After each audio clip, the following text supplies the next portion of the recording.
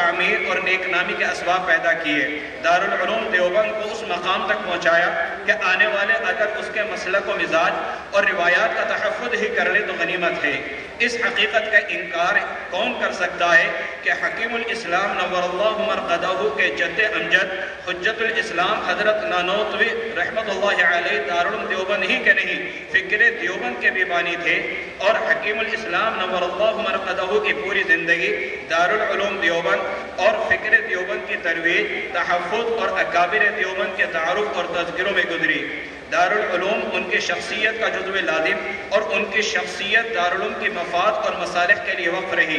دیوبندی مکتبہ فکر کو ان کے دور میں فرق ضالہ کی جن یورشوں کا سامنا تھا، عقیدہ و فکر کے جو معرکے انہیں درپیش تھے، وہ اب کہاں؟ حکیم الاسلام نور اللہ مرقدہ نے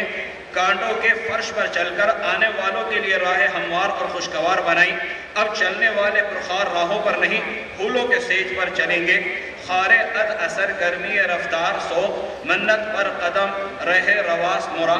گویا اب صورتحال یوں ہوئی، بہار میں تو زمین سے بہار اگلتی ہے، جو مرد ہے تو خزاں میں بہار پیدا کر۔ اور سازگاری ماحول کا تقاضا، نصیحت آموزی کا مطالبہ یہ ہوا کہ موسم اچھا، پانی وافر، مٹی بھی زرخیز، جس نے اپنا کھیت نہ سینچا وہ کیسا دہقان، اونچی جس کی لہر نہیں وہ کیسا دریا، جس کی ہوا میں تند نہیں وہ کیسا طوفان۔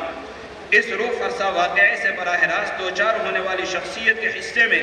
عظیمت، صبر و ضبط، شرافت و کرامت، عفو درگزر کی ایک ایک سنت آئی، اور ہر اذیت عند اللہ بلندی درجات کا سبب بنی ہوگی انشاءاللہ تعالی۔ اس قصے کے تعلق سے جو کچھ اور جب کبھی زبان و قلم پر آ سکتا ہے تو وہ کسی تأثر اور تعصب کے طور پر نہیں، نوشتہ تقدیر کی حکایت کے طور پر آ سکتا ہے۔ حافظ اگر باد خدا در چمن مرن، فکر معقول و فرما گلے بے خار اجاس،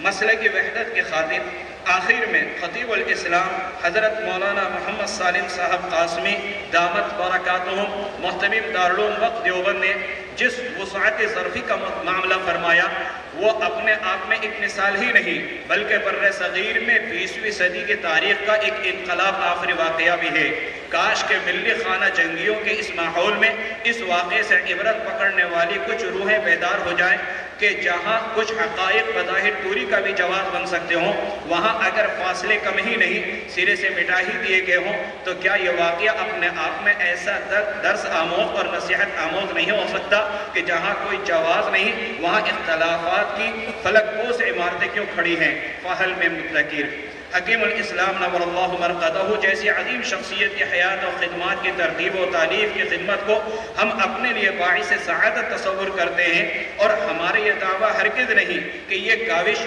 اپنے آپ میں معیاری کاوش کہلائے جانے کے مستحق ہے، البتہ اس سے ایک باب ضرور مفتوح ہوا جو انشاءاللہ بہتر سے بہتر کام کرنے والوں کے لیے محمد ثابت ہوگا۔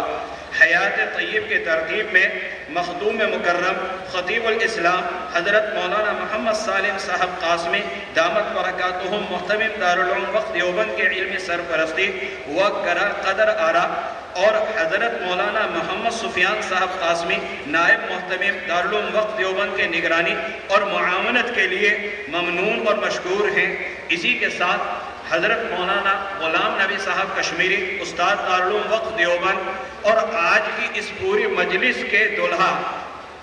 مولانا محمد شکیب قاسمی، جن کی جہد مسلسل، جن کی کاوشوں نے حجت الاسلام کے قیام سے لے کر اس وقت تک کا جو انقلاب آخری سفر طے کیا ہے، یہ ساری کاوشیں جو ہو رہی ہیں اس کا صحرا ان اکابر کے توسط سے اور ان کی توجہات سے